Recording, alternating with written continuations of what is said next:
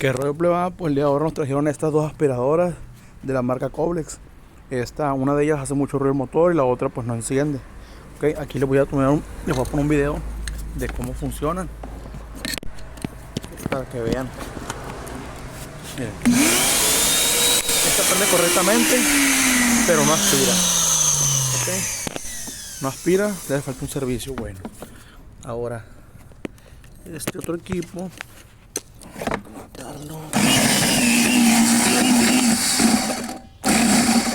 ¿escuchan? Así es el ruido. Entonces vamos a bajar para checar qué onda.